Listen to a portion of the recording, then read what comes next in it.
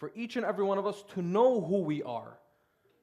But with that importance lies the necessity to be aware of where we are.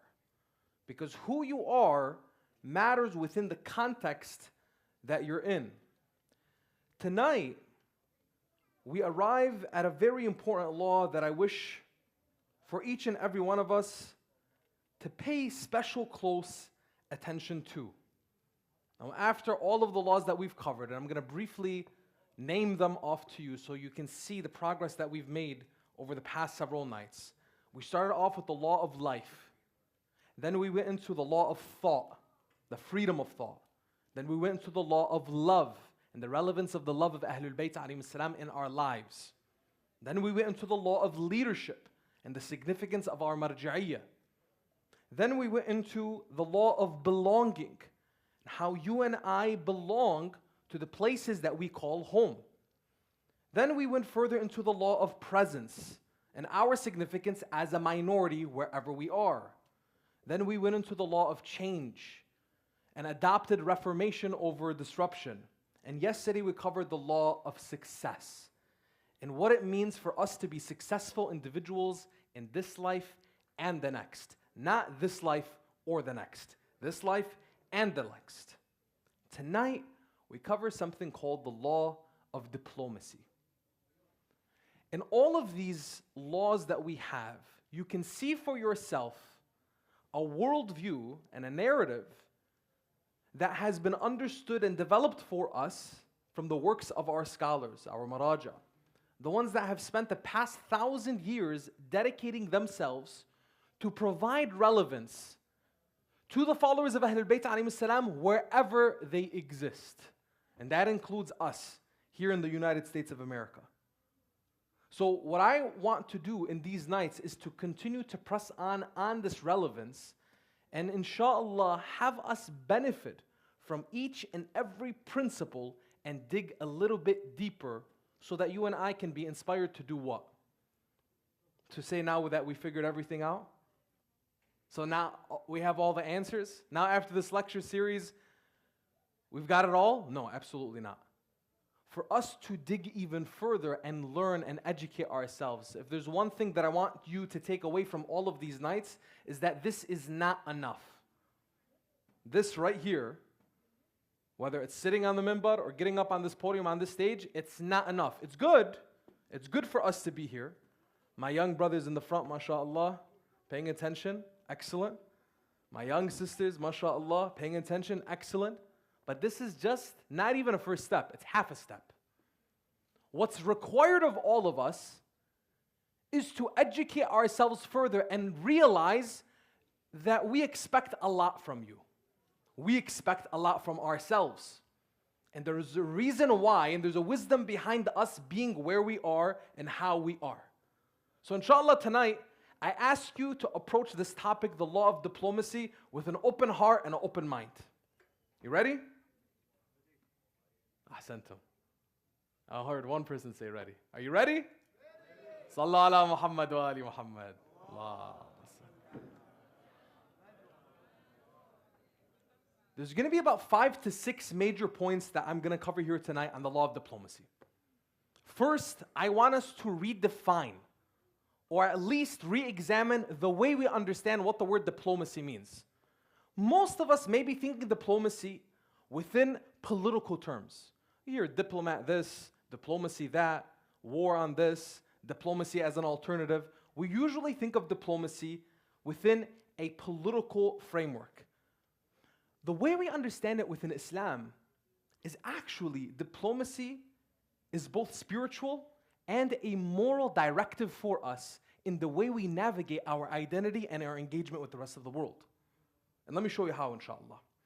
When you're looking at diplomacy, you're looking at this as a default form of engagement, meaning negotiating with people, examining the context that you're in, trying to understand where the other side, if there is an other there, where are they coming from? What are their needs, their wants, and their desires? And then what are my needs, my wants, and my desires, individually and collectively? So it's this idea of whether it's from a group of people, a community of people, within a society, It could be within the same country. It could be within a city. It could be within a center. It could be within this community. This idea of approaching our engagement with one another and understanding, listen, diplomacy is not just for politicians.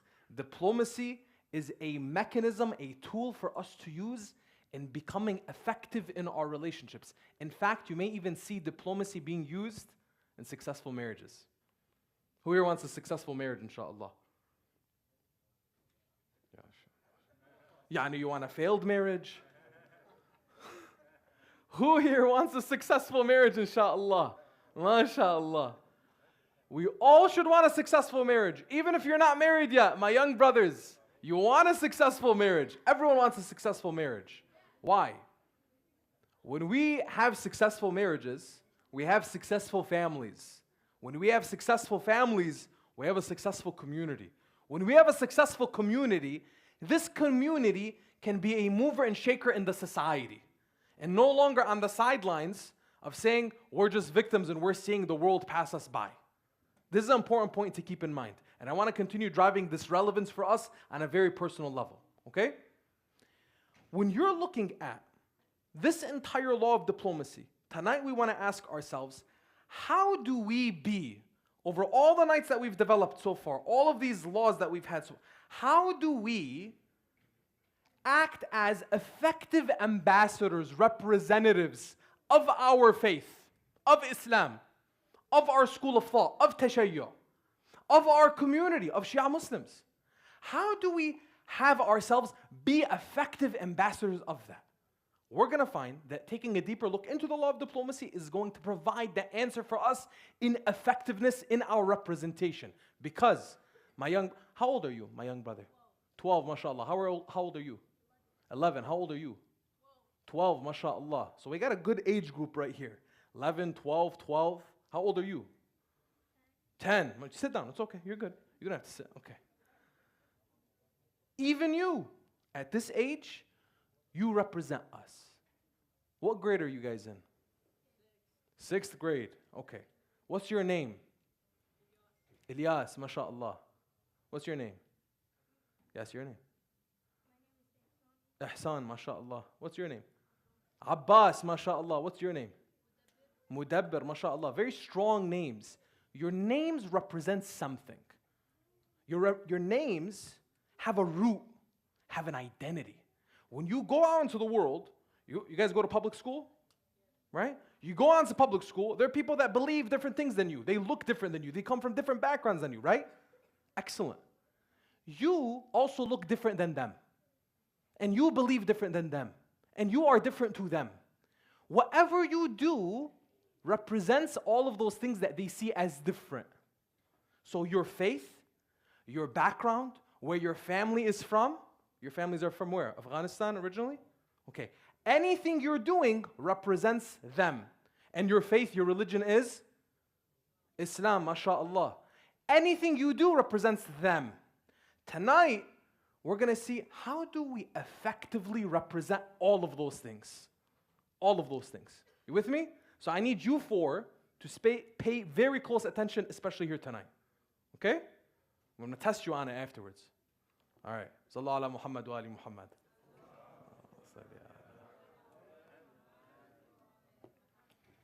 I want you to ask yourself the following question.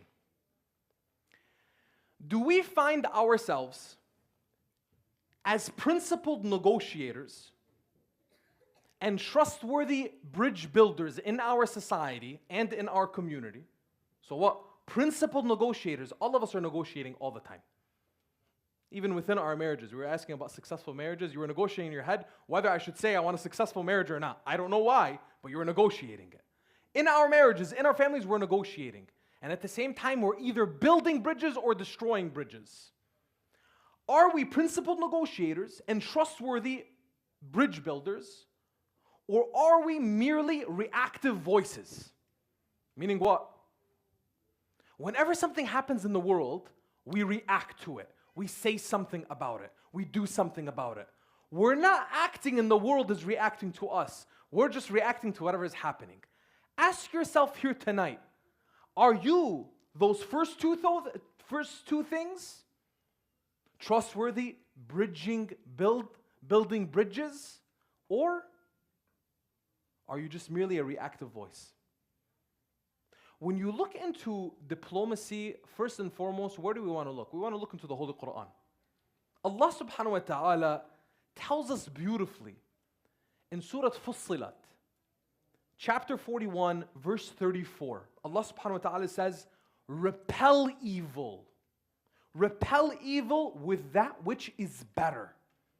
Thereupon, the one whom between you and him is enmity will become as though he were a devoted friend. Allah subhanahu wa ta'ala here is telling us what? Commanding us. Engage with people, even with those who have enmity towards you. And you may find that with this good engagement, with reason, with restraint, with harmony, with his beauty of conduct, this person may actually turn into one who was a friend to you instead of holding that animosity against you. The Holy Quran shows us that the default position of the human being, of the believer particularly, is one not of confrontation, but rather of one of engagement, of diplomacy. Another verse in the Holy Quran, this one specifically was given, and I want to show the relevance to the examples from the prophets from before, and inshallah we'll go into some of the imams, and we'll go into some of the examples of the companions of the imams as they manifest what? Diplomacy for us in action. Allah subhanahu wa ta'ala says in Surah Taha, chapter 20, verse 44, He tells Musa alayhi salam, He tells him, commands him, and speak to him, meaning who? The Pharaoh, Fir'aun. Speak to him with a gentle speech, that perhaps he may be reminded of the fear of God. Even with Fir'aun, Allah subhanahu wa ta'ala tells Musa, engage with him with a gentle speech. This was what? Manifesting for us, as we understand it, a diplomatic approach. Not all-out war against Fir'aun. Not let's go and fight Fir'aun. No. Allah subhanahu wa ta'ala is commanding him, approach with a gentle speech. Maybe he'll be reminded. When we look at diplomacy in action, we see it within also a very important doctrine that has been highly misunderstood in Islamic tradition by Muslims themselves. And that doctrine is the doctrine of taqiyya. I'm going to spend a little bit of time tonight on taqiyya to make it very clear to us and understand what is taqiyya. When taqiyya has been often misunderstood as deception, some people from outside of the school of thought of Ahlul Bayt alayhim salam will attack taqiyya and attack Shia Muslims for using taqiyya, meaning that all they want to do with it is they want to deceive, they want to lie, they want to mislead people. But that's the farthest from the truth. We don't see taqiyya as an act of deception, nor do we use it to deceive for any kind of personal gain. But instead, the way I want you to use taqiyya or understand taqiyya as we're defining it is we often have used the translation of pious dissimulation. That's a technical interpretation for it. Another way of looking at it is contextual discretion. When you're looking at taqiyya, I want you to understand it within this framework. Taqiyya is a use of contextual discretion to protect one of a few things. Either you're protecting your life, meaning your life is being threatened, so you would do what? Either conceal a part of your faith or your religion or your identity, or all of it, in order to save your life, in order to save the lives of others, or save yourself or others from imminent harm. That falls under, jurisprudentially, fiqhan, under at-taqiyya al-khawfiyya. That's one.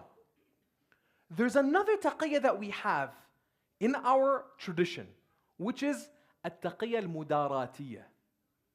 That taqiyya is a practice of concealing part of one's faith or one's faith altogether, usually is just parts of it, in less serious terms, in less serious circumstances, in this idea, this doctrine of mudara. What does that mean? This is being considerate. This is being what? Acknowledging your context. So for example, if I'm in a context within my Sunni brothers and sisters, I'm not going to express or say or do certain things in front of them so that I can what? Not cause any rifts between Muslims. It's not necessary at this time to say or do things that would perhaps agitate them. So for example, let's say I'm in a setting with Sunni brothers and sisters, and this is, by the way, a very scholarly, intellectual subject, so I want you to approach it with the utmost maturity, inshallah. And I hope you appreciate that we're taking this approach here tonight for this particular subject. If I'm sitting in a gathering with my Sunni brothers and sisters, they perhaps have, or actually in fact have, a different narrative, a different understanding of certain historical figures. For example, when we look at the Battle of Jamal, and we see certain figures in the Battle of Jamal, Talha, Zubair, Aisha, the widow of the Prophet, certain actions that these individuals took have certain outcomes. If I'm sitting in a setting amongst them, I'm going to be cognizant and aware that perhaps they weren't necessarily taught these outcomes, nor were they taught the details for them to understand this particular narrative that we have about those individuals. When these individuals are revered by our Sunni brothers and sisters, and we may not necessarily have that kind of reverence because we have a different background. You may call it, let's say, it's a lack of education. And even if it is, with at-taqiyya al-mudaratiyya, which our scholars emphasize to us, al-mudara, I'm going to be respectful and cognizant that I'm not going to press on certain subjects and certain items out of respect for my context, out of respect for the people that are present. Are those two differences understood? Between at-taqiyya al-khawfiyya and at-taqiyya al-mudaratiyya, those two? One is life-threatening situations. So if someone, for example, attacks another person, I'll give you an example in history. During the time of the Prophet ﷺ, one of the earliest Muslims, his name was Ammar bin Yasir. Ammar was attacked by a gang of pagans of Quraysh. And they beat him so much, they almost killed him. They wanted him to say, I don't believe in Allah. Ammar finally said, he was holding on. They almost killed him. He said, I don't believe. When he went to the Prophet and he told him what happened, he was crying, he was heartbroken. They almost killed him. The Prophet told him, you did the right thing. We want you alive. What did Ammar do? He didn't change what was in his heart, because the Prophet asked him, Ammar, did anything change in your heart? He said, no, Ya Rasulullah. He said, you did the right thing. Faith is still in your heart. You saved your life. This was an example of the earliest examples of at-taqiyya al-khawfiyya. To save one's life or the lives of others. Now, the second one, at-taqiyya al-mudaratiyya, I think it was understood. It's basically being courteous and aware of your context. You're not going to do things unnecessarily to agitate other people. When you're looking at at-taqiyya, I want you to see it not just as a reaction and as a position of weakness.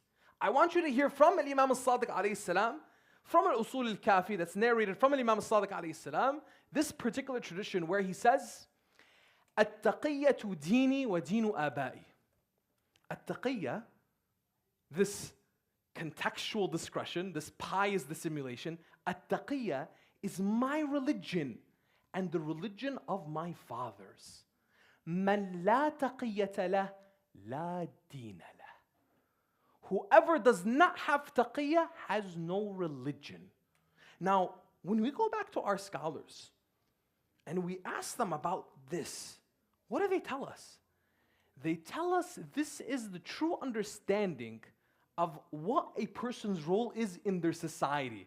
Taqiyya is not this idea of we're trying to deceive, we're trying to hide. No. It's this heightened awareness of context. It's this heightened ability for a Muslim, and a Shia particularly, even though this is a Muslim doctrine, by the way. Taqiyya is a Muslim doctrine. It's not just a particular Shia doctrine. Because it goes back as early as the earliest companions, before the Hijrah. It was practiced. It gives us this heightened awareness so that we can not only protect and preserve, but that we can plan for the long term. And anyone that has something at odds with taqiyya needs to really re-examine the tradition of Imam al-Sadiq alayhi salam. Because taqiyya is there through and through. And again, this understanding of taqiyya is one where we see it as a mechanism, as a tool, as a mode of engagement so that we know how to operate within our society, both in moments of life-threatening situations as well as things that are of courtesy to other people. The next area that I want us to cover, and I want you to see, inshallah, here tonight, within this idea of diplomacy, and I think and I hope you're seeing how taqiyya is connected within this general idea of diplomacy, and how it's a very strong doctrine for us. There are numerous examples of what diplomacy looked like, whether it was outright taqiyya or simply diplomatic engagement in a general sense, from our imams, from the prophets of before, and from the companions. I want to give you a few examples. One of the examples exists with Imam al-Hasan alayhi salam, who we briefly covered the first night I was here. With Imam al-Hasan alayhi salam, you had the peace treaty with Muawiyah. The treaty itself was a political masterpiece. Some people look at the peace treaty of Imam al-Hasan alayhi salam and think it was a state of weakness. It wasn't. It was the Imam being the most strategic that he possibly could be. The Imam literally took an army that was bound for military defeat and transformed them through the treaty, through diplomacy, which is the default form of engagement of a believer. The default.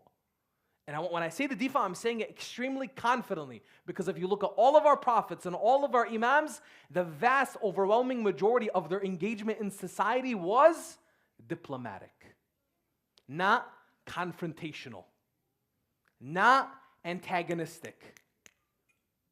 Imam al-Hasan alayhi salam manifested that beautifully. Took from the example of the Prophet sallallahu alaihi wasallam. Took from the example of Imam Ali alayhi salam and their diplomatic engagement with those that opposed them. In that time, Imam al-Hasan alayhi salam would preserve his followers, he would uphold the truth, and he would position the community for long-term resilience. Which long-term resilience are we talking about? Not only for Imam al-Hussein alayhi salam and his movement in Karbala, but for the rest of the imams to come until the era of Imam al-Mahdi ajjallahu ta'ala farajahu al-sharif. Sallu ala Muhammad wa ali Muhammad.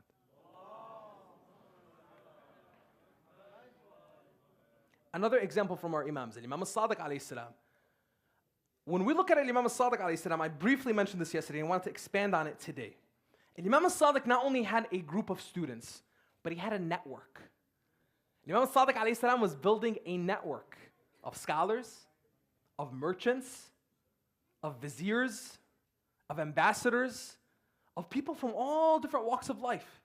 And what Imam al-Sadiq alayhi salam was doing so brilliantly was he brought forward an approach of openness with discretion and engaged people from all backgrounds, building trust into the group that was becoming the followers of Ahlul Bayt alayhi salam, or at least being stamped as the Ja'faris, the followers of Imam al-Sadiq alayhi salam, even if it became in that time crystallized as the legal school of Imam al-Sadiq and the legal school of the Shia.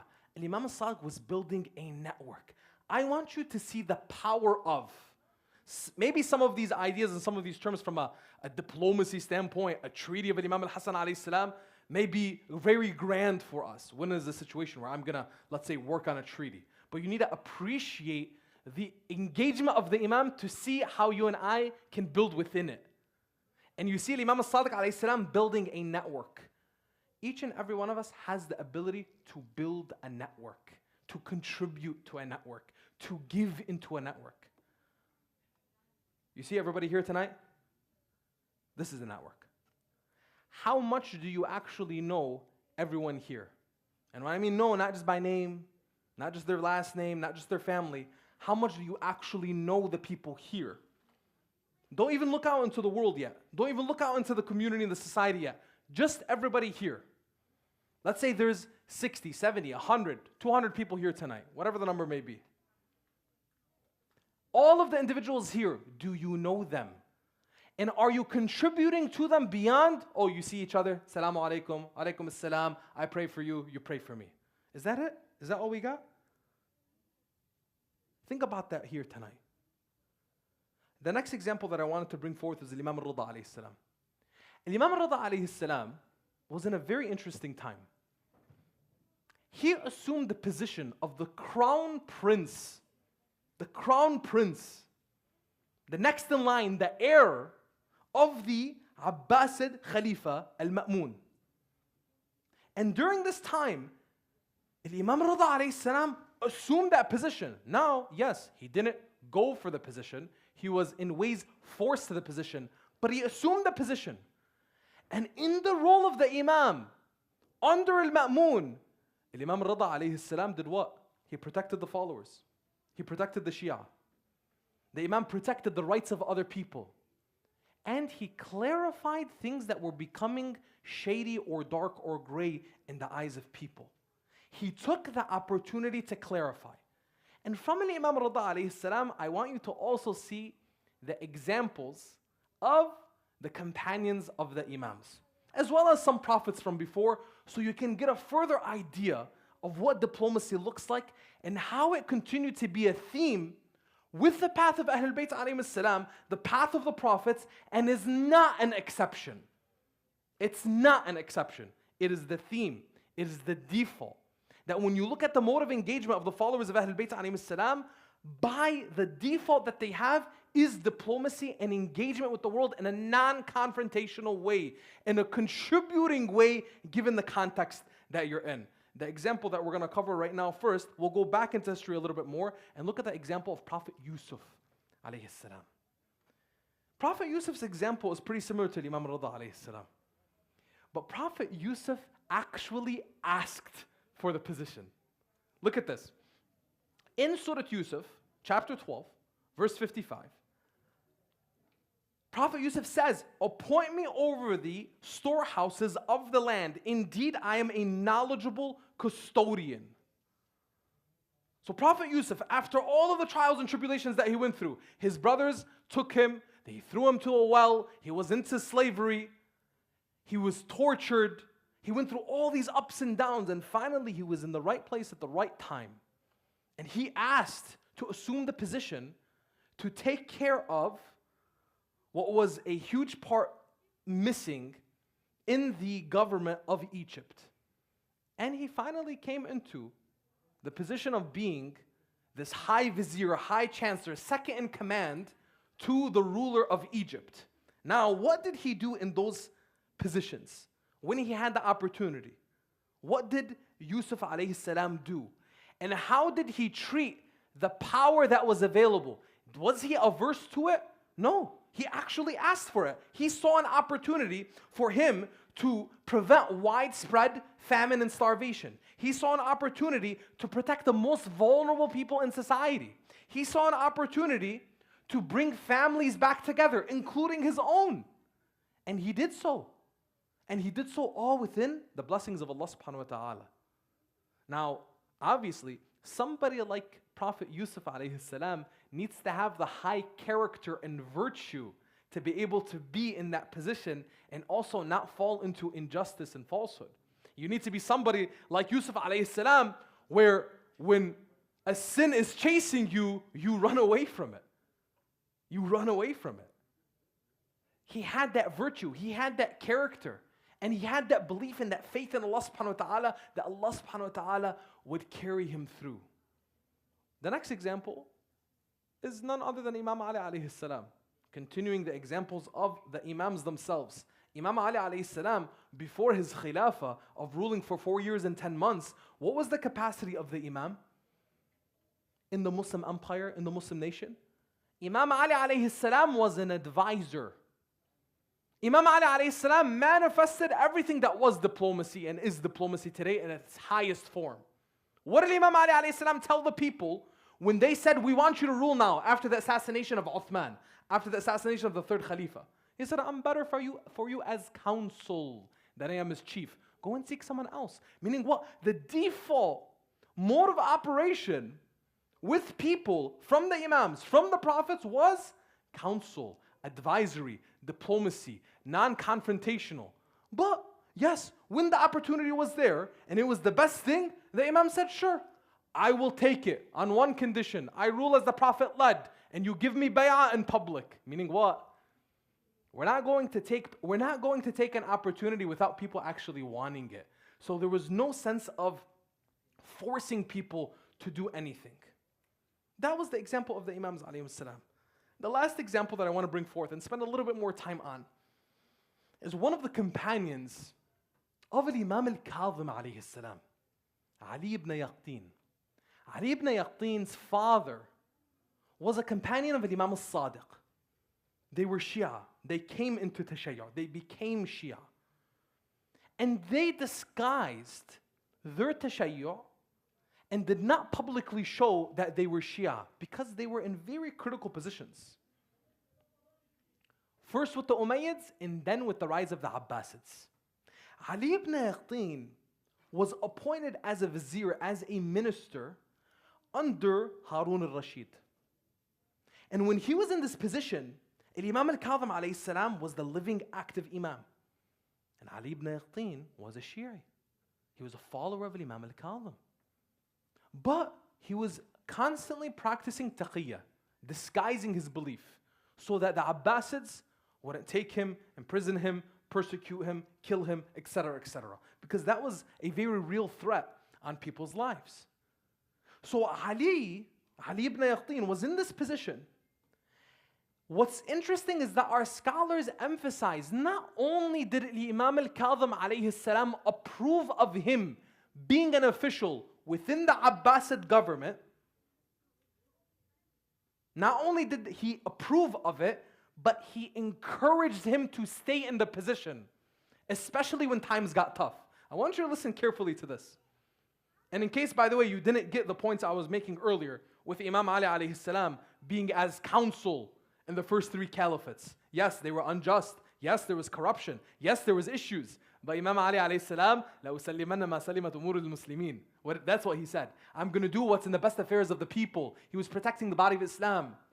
Prophet Yusuf alayhi salam, what position was he in? Was the Pharaoh, was the ruler of Egypt that he was under, was he a believer in God? No, he was not. Was the government one that was under the authority of Yusuf alayhi salam as the prophet of God? No, it was not. But he assumed the position to achieve those objectives that we were talking about earlier.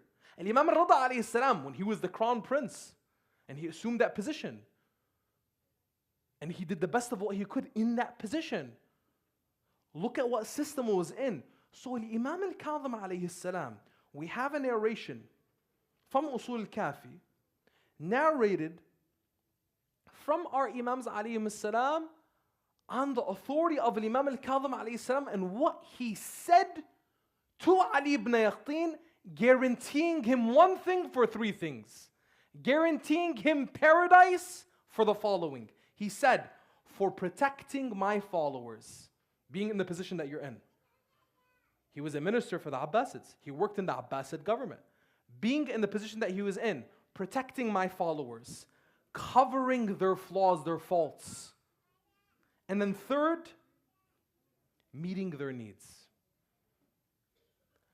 I want you to see how simple and beautiful the engagement of Ahlul Bayt alayhim salam is, and how practical and pragmatic it is. We don't live in an idealistic faith system. We live in a practical, pragmatic faith system that was designed for the success of the believer given their circumstances, not when everything is perfect. So when you and I are thinking, how do we live in our society? You have all of the examples before you. Don't look at the exceptional situations. These are not exceptional. These are all the default. Any opportunity that the Imams and their companions and the prophets of Allah subhanahu wa ta'ala had to be in a position while preserving their values, while preserving their principles, to serve human beings, to honor humanity, they did so. They did so. And Ali ibn Yaqtin, he was in situations where he wanted to leave. He didn't like being in the Abbasid government. But Imam al-Kadhim alayhi salam emphasized to him, stay. You have a responsibility, a duty in the position of influence and impact and access that you have. Ali ibn Yaqtin was the one who provided Imam al-Kadhim alayhi salam the pulse of what was going on inside of the Abbasid government. Ali ibn Yaqtin was responsible for saving thousands of lives when certain people were pushing to persecute and kill Shia just based on their identity. Ali ibn Aqtin was there to gently move them in the other direction. Ali ibn Aqtin was there to move them into more important matters. Let's not waste our time on these issues. We have more issues to tackle. That was the role that Ali ibn Aqtin played. He saved thousands of lives by being in that position. So I want you and I to reflect on that today. Do you find that from the prophets of God, the Imams of Ahlul Bayt alayhim salam, the companions of Ahlul Bayt alayhim salam, do you find that as soon as they saw a system of injustice, of corruption, of oppression, did they fight it? Or did they work within it to protect the affairs of the people? This is, by the way, a very hard reality for us to face. Do you take what is idealistic and say, I'm going to stand up against oppression and be loud and proud no matter what the cost? Or is that the path of Ahlul Bayt alayhim salam that they showed us? Because if that was the path of Ahlul Bayt alayhim salam, Imam al-Kadhim alayhi salam should have told Ali ibn Aqtin to stand in the court of the Abbasids, of Harun al-Rashid, and say, Harun al-Rashid, you're a corrupt ruler, you need to step down. But that wasn't the case. That was not the case. Instead, what did you find? An effective engagement. Not an engagement that was okay with the corruption, but an engagement that was looking at how do I, with the greatest extent possible, observing my religious duty before God, looking at al-maslaha wal-mafsada, looking at what's the good to be gained and what's the harm to be averted. What is it? What's the balance? If at any point in time your engagement has more mafsada, more harm than the good, than the maslaha, then you should not do it.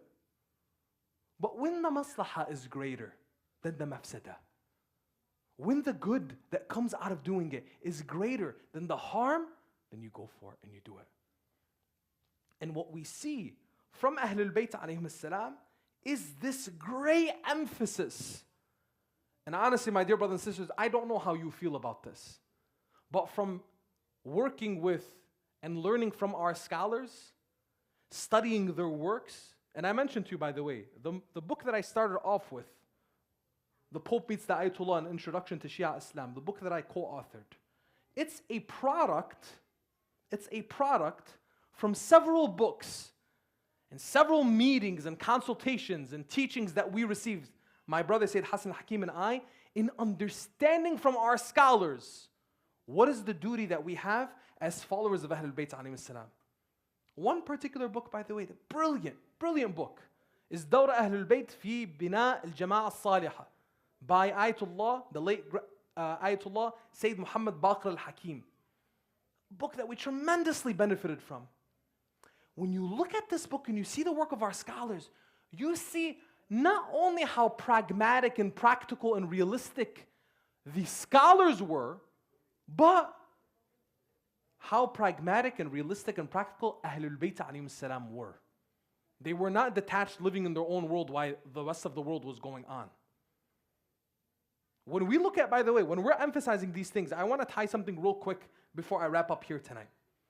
And I hope I provided enough context, enough principles, enough examples to drive the point home on this default form of engagement for us as individuals, as a community, as a society.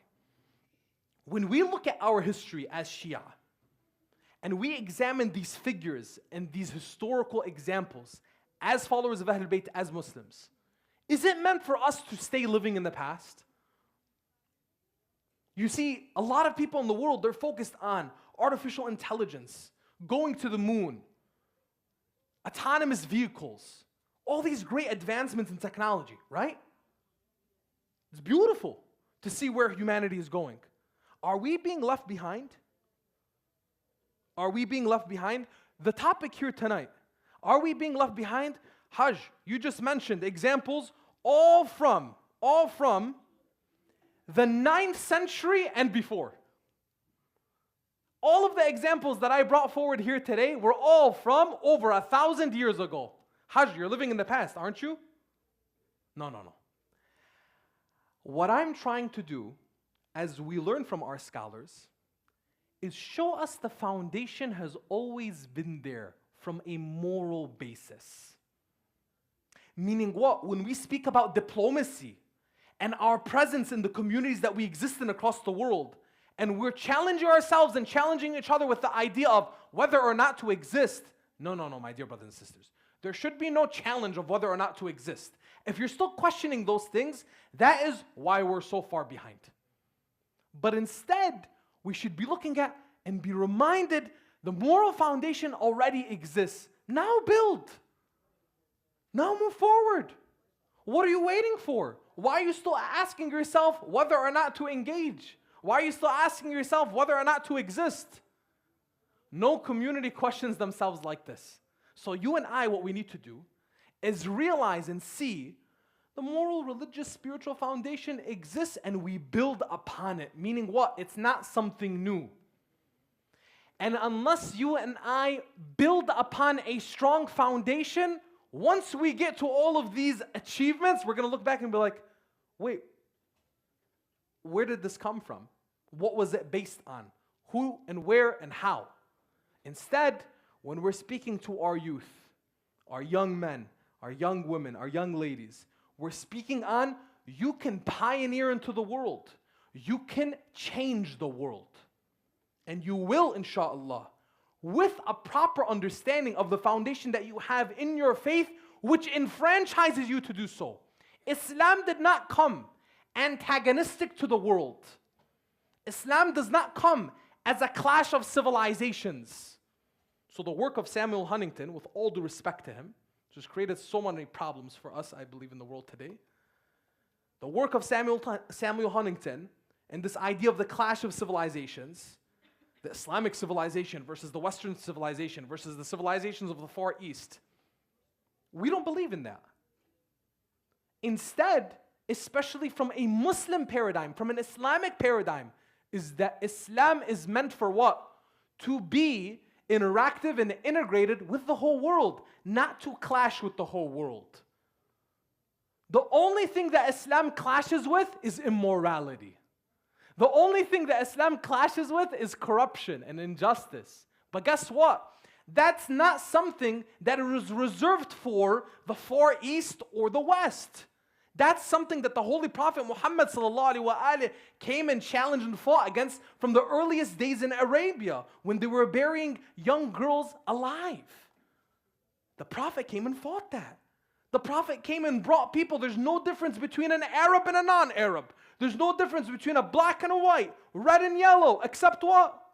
At-taqwa. Morality, piety. That's what Islam came for. So this idea, my dear brothers and sisters, which is also motivated by other things more than Samuel Huntington. I'm not going to blame it all on Samuel Huntington. But we need to realize whatever is motivating these clashes, we need to take a step back and see in all of the challenges that Ahlul Bayt alayhim salam and their followers, their companions, and the prophets from before had, did they clash with civilization or did they serve civilization? Did they clash with civilization?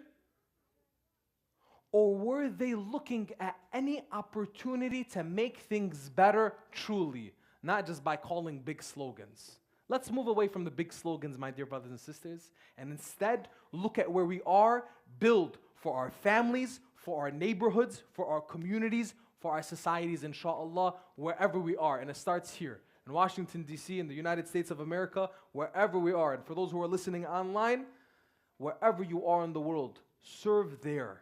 Be of service there. Be effective there. Be present there. So that as Imam al-Sadiq alayhi salam says, be an adornment to us. Be a source of beauty to us. كُونُوا زَيْنًا لَنَا وَلَا تَكُونُوا شَيْنًا عَلَيْنَا. Be an adornment to us, a source of beauty for us, not a shame on us. Was Imam al-Sadiq alayhi salam talking for just one group of people that were right in front of him? No, he was talking to all of places at all times. And the Imam had companions and followers across the world. And today, we exist across the world. So what's the difference that we have versus other people? Are we not ones who are awaiting Sahab al-Asr wa zaman, Ajjalallahu ta'ala farajul sharif?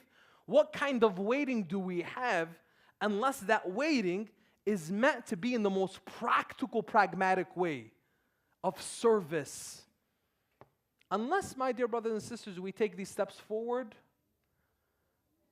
I'm of the belief, and with the guidance of our scholars, that the younger generation is going to look back at us and say, wait, you just confused us even more. Are we supposed to be here or are we not? We're here for a reason. We are here for a reason. When our young men go out into their schools and they hear this hadith, Kunu zaynan lana. Imam al-Sadiq says, make us look good, Ilyas.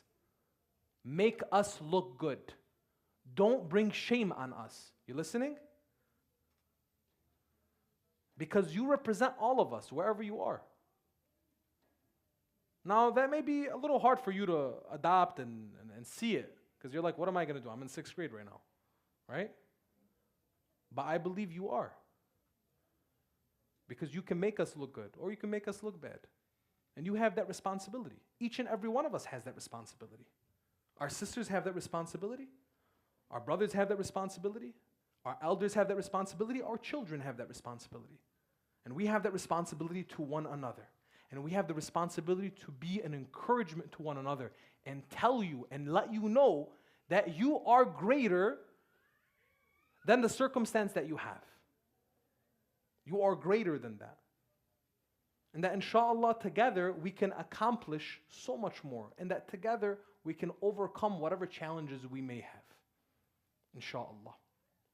I ask Allah subhanahu wa ta'ala to bring light and clarity into our understanding. I ask Allah subhanahu wa ta'ala to allow us to follow in the footsteps of the companions of Ahlul Bayt alayhim as-salam, the ones who sacrificed and dedicated their lives through and through. We ask Allah subhanahu wa ta'ala to bring us closer to the memory of Ahlul Bayt alayhim as-salam. We ask Allah subhanahu wa ta'ala to keep us on the path of the prophets of God, inshaAllah. And we ask Allah subhanahu wa ta'ala to hasten the reappearance of Sahib al-Asri wa zaman, Ajalallahu ta'ala farajul sharif. And the last of our prayers, and alhamdulillahi rabbil alameen. وأفضل الصلاة والتسليم على نبينا محمد وعلى آل بيته الطيبين الطاهرين. الله